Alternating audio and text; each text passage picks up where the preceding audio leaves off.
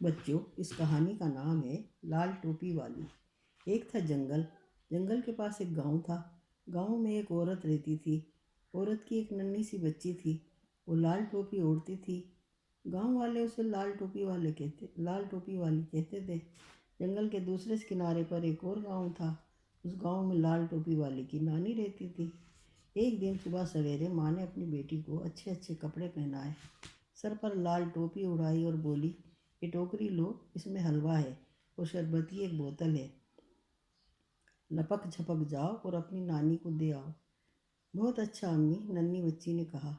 ماں بولی، اور ہاں، گرمی کے دن ہے، تھوڑی دیر بعد سورج سر پر آ جائے گا، سیدھی جانا، راستے میں کہیں نہ رکنا، نہ کسی اجنبی سے بات کرنا۔ سیدھی جاؤں گی، کہیں نہیں رکوں گی، کسی سے بات نہیں کروں گی، بچی نے کہا۔ ماں بولی، نانی کو میرا سلام کہنا اور کہنا کسی دن میں بھی آؤں گی۔ لڑکی نے ٹوکری اٹھائی اور نانی کے گھر کی طرف چل دی۔ نانی کے گاؤں کو جنگل میں سے راستہ جاتا تھا۔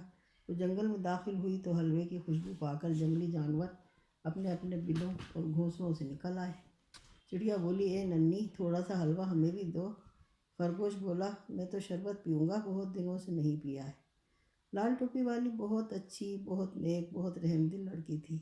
اگر یہ چیزیں اس کی ہوتی تو وہ انہیں جانوروں میں بانٹ دیتی، لیکن یہ تو اس کی نانی کی تھی، وہ کسی دوسرے کو کیسے دے سکتی تھی؟ اس نے بڑی نرمی سے کہا، دیکھو بھائی، یہ چیزیں میں نانی کے لیے لے کر جا رہی ہوں۔ امی نے کہا ہے کہ نانی کے سوا کسی کو نہ دینا۔ مجھے افسوس ہے کہ تمہیں نہیں دے سکتی۔ ہاں، اگلی دفعہ آؤں گی تو تمہارے لیے بھی لاؤں گی۔ یہ کہہ کر وہ آگے بڑھی ہی تھی کہ ایک بھیڑیا آ گیا۔ چڑیا پھر سے اڑ کر درخت پر جا بیٹھی۔ خرگوش بل میں گھس گیا۔ لال ٹوپی والی بہت بہادر لڑکی تھی، وہ بھیڑیے سے نہیں ڈری۔ بھیڑیے نے کہا، سلام ننھی ٹنٹن، یہ صبح ہی صبح کہاں چلی؟ نانی اماں کے گھر، ان کے لیے حلوہ اور شربت لے کر جا رہی ہوں، ننھی نے جواب دیا۔ اور میری پیاری بچی، تمہاری نانی اماں رہتی کہاں ہے؟ مکار بھیڑیے نے پوچھا۔ یہاں سے 1 میل دور جہاں جنگل ختم ہوتا ہے وہاں ایک گاؤں ہے، نانی اماں وہاں رہتی ہیں، ان کے دروازے کا رنگ لال ہے اور اس کے پاس اونچا سا درخت کھڑا ہے۔ لال ٹوپی والی کو دیکھ کر بھیڑیے کے منہ میں پانی بھر آیا تھا۔ اس کا دل چاہتا تھا کہ ابھی اس کی ٹکا بوٹی کر دے، لیکن پھر سوچا کہ اس بچی سے میرا کیا بنے گا، اس کے ساتھ اس کی نانی کو بھی کھاؤں گا، تب میرا پیٹ بھرے گا۔ اس نے کہا، تم تو ایسے جا رہی ہو جیسے کوئی اسکول جاتا ہے، وہ دیکھو سامنے رنگ برنگ پھول کھلے ہیں، تمہاری نانی یہ پھول پا کر بہت خوش ہوں گی۔ لال ٹوپی والی نے سر اٹھا کر سامنے دیکھا، وہاں لال، پیلے، نیلے پھول ہوا میں جھوم رہے تھے۔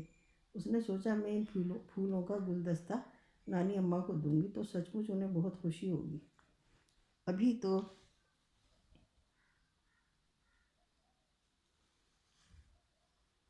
صبح ہی ہے، دوپہر سے پہلے پہلے نانی اماں کے گھر پہنچ جاؤں گی۔ اس نے ٹوکری نیچے رکھی اور پھول چننے لگی۔ اب بھیڑیے کی سنیے، وہ بھاگم بھاگ نانی کے گھر پہنچا اور دروازہ کھٹکھٹایا۔ کھٹ کھٹ کھٹ۔ کون ہے؟ نانی نے اندر سے پوچھا۔ بھیڑیا باریک آواز میں بولا، میں ہوں آپ کی نواسی لال ٹوپی والی، آپ کے لیے حلوہ اور شربت لائی ہوں، مہربانی کر کے دروازہ کھولیے۔ دروازہ کھلا ہے میری بچی، اندر آ جاؤ، نانی نے کہا۔ بھیڑیے نے دروازے کو دھکا دیا اور اندر داخل ہو گیا۔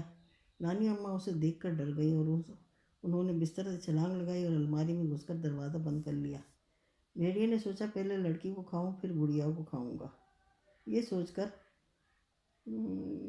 وہ نانی کے پلنگ پر لیٹ گیا اور لال ٹوپی والی کا انتظار کرنے لگا۔ ادھر لال ٹوپی والی نے گلدستہ بنا لیا تھا اور اب ٹوکری اٹھائے نانی کے گھر آ رہی تھی۔ کچھ دیر بعد وہ ان کے گھر کے دروازے پر کھڑی تھی۔ اس نے دروازے پر دستک دی۔ کھٹ کھٹ کھٹ۔ بھیڑیے نے پوچھا، کون ہے؟ لال ٹوپی والی اس کی آواز سن کر حیران ہوئی، پھر سوچا شاید زکام کی وجہ سے نانی اماں کی آواز بھاری ہو گئی ہے۔ اس نے کہا، میں ہوں آپ کی نواسی لال ٹوپی والی، آپ کے لیے حلوہ اور شربت لائی ہوں، اور ہاں، پھولوں کا گلدستہ بھی۔ یہ پھول میں نے آپ کے لیے جنگل میں چنے تھے، مہربانی کر کے دروازہ کھولیے۔ بھیڑیے کی خوشی سے بانچیں کھل گئی۔ اس نے کہا، دروازہ کھلا ہے میری بچی، اندر آ جاؤ۔ لال ٹوپی والی نے دروازہ کھولا، اندر آئی۔ بھیڑیے نے اپنا جسم چادر میں چھپا لیا، اس کا تھوڑا سا منہ باہر نکلا ہوا تھا۔ اس نے کہا، ٹوکری میز پر رکھ دو اور میرے پاس آؤ کہ میں تمہیں پیار کروں۔ لال ٹوپی والی آہستہ آہستہ پلنگ کی طرف بڑھی، لیکن پھر ایک دم رک گئی، بولی، نانی اماں آپ کے کان اتنے بڑے کیوں ہیں؟ تاکہ تمہاری پیاری پیاری باتیں اچھی طرح سن سکوں، بھیڑیا بولا۔ اور آپ کی آنکھیں اتنی بڑی بڑی کیوں ہیں؟ لڑکی نے پوچھا۔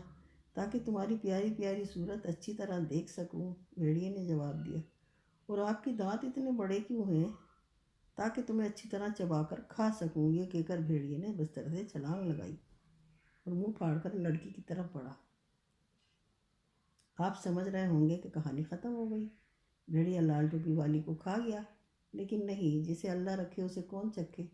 آپ شاید ان جانوروں کو بھول گئے جو اس بچی کو جنگل میں ملے تھے۔